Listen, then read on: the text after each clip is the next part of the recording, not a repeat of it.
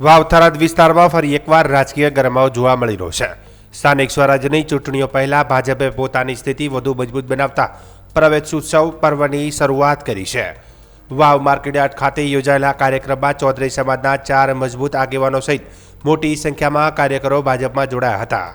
ઉલ્લેખનીય છે કે તમામ આગેવાનો અગાઉ પેટા ચૂંટણી દરમિયાન ભાજપ છોડીને અન્ય પાર્ટીમાં જોડાયા હતા. હવે ફરી રાજકીય સમીકરણો બદલાતા તેઓ ભાજપમાં ઘર વાપસી કરી છે, જેને કારણે સ્થાનિક રાજકારણમાં નવી ચહલ-પહલ જોવા મળી છે.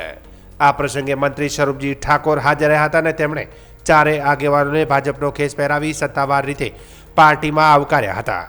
કાર્યક્રમ દરમિયાન ભાજપના કાર્યક્રમોમાં ઉત્સાહ જોવા મળ્યો હતો. માત્ર વાવ-થરાદ જ નહીં, થોડા સમય પહેલા બાબર ખાતે પણ મોટી સંખ્યામાં કોંગ્રેસના કાર્યકરો ભાજપમાં જોડાયા હતા.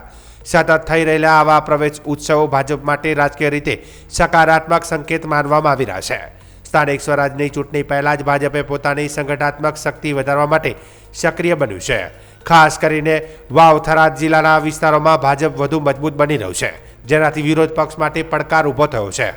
આ વિસ્તાર બનાસકાંઠાના સાંસદ હોમટાઉન વિસ્તાર માનવામાં આવે છે, જ્યાં ભાજપની વધતી મજબૂતી પાર્ટી માટે મહત્વપૂર્ણ માનવામાં આવી રહ્યું છે. આવનારા સમયમાં રાજકીય પરિવર્તનનો ચૂંટણીના પરિણામો પર કેવી અસર કરશે, જે જોવું રસપ્રદ રહેશે.